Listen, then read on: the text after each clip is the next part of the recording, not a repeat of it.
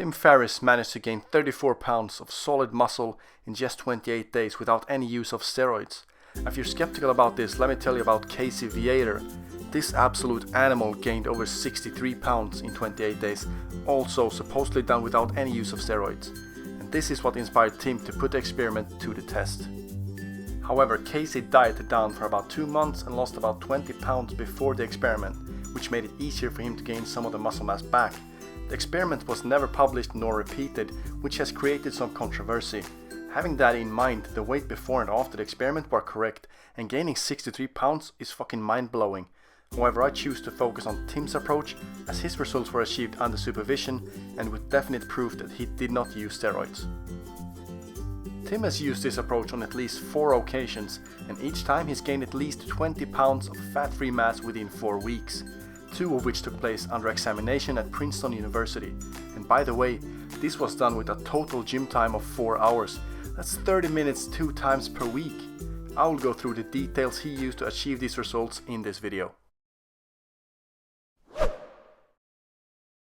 A lot of different supplements were used in order to achieve this massive gain in muscle mass.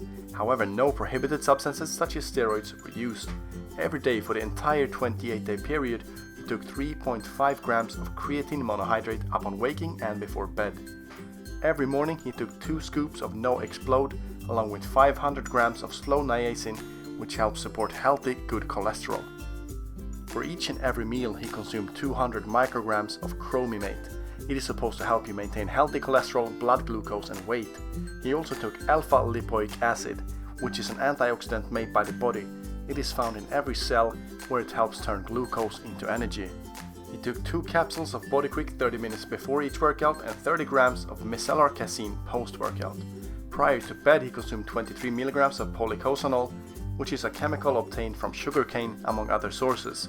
Studies also shows that it helps decrease cholesterol production in the liver and to increase the breakdown of LDL cholesterol. When it comes to food and protein intake, there seems to be a belief that the human body can't absorb more than 30 grams per meal, that we should spread our protein intake over several meals for the best effect. However, there is no scientific research to back this up. Eating a full day's intake of protein all at once can actually lead to better protein retention. What I want to emphasize is that the daily total protein intake is more important than the per meal intake. And just to be clear, you need to consume a shit ton of protein if you want to gain 34 pounds in 28 days. Tim Ferriss recommends between 1.25 to 2.5 grams of protein per pound of current lean body weight. Subtract the body fat before. If you have 100 pounds of lean mass, you should consume 125 to 250 grams of protein every day, depending on your maintenance level. Tim eats 4 meals per day. A breakfast consisting of a shake. He uses 3 cups of organic milk, 30 grams of whey protein isolate, 1 banana, 3 tablespoons of almond butter and some ice cubes. He then eats lunch and 2 dinners. His favorite meal for mass is macaroni, water-packed canned tuna and fat-free turkey or bean chili. He uses a little whole milk for the macaroni and prepares this whole meal in bulk. Sometimes he eats this 2 to 3 times per day. Another thing he used to do was to put an alarm that would wake him up 4 hours into his sleep, have 5 hard-boiled eggs and then go back to sleep. Tim didn't really give a fuck about convenience, he just wanted to get absolutely massive. Before going into the details on the training regimen, there are some rules to live by. If you complete the minimal target of reps for all exercises, increase the weight with at least 10 pounds for the next workout. Let your muscles know that you require more. Don't drop the weights when you think you've reached failure. When you no longer can push the weights, hold it still for 5 seconds. Only after that should you slowly lower the weight. Remember that the last repetition, the point of failure, is the rep that matters. The rest is just a warm-up. Don't pause at the top or bottom of any movement. There were 4 basic principles that he used. The first one is to perform 1 set to failure for each exercise.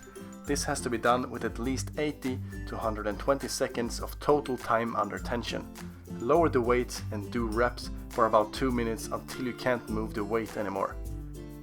The second principle is the 5-5 cadence. Perform every repetition with 10 seconds of total time under tension. That's 5 seconds down and 5 seconds up to eliminate momentum and ensure that you're under constant load. time yourself while doing this, because those 10 seconds per repetition will feel like the longest 10 seconds of your life. The third principle is to not do more than 10 exercises per workout. To trigger most growth, focus on multi-joint exercises. This will ensure a heightened hormonal response. Ferriss recommends training the whole body within these 30 minutes.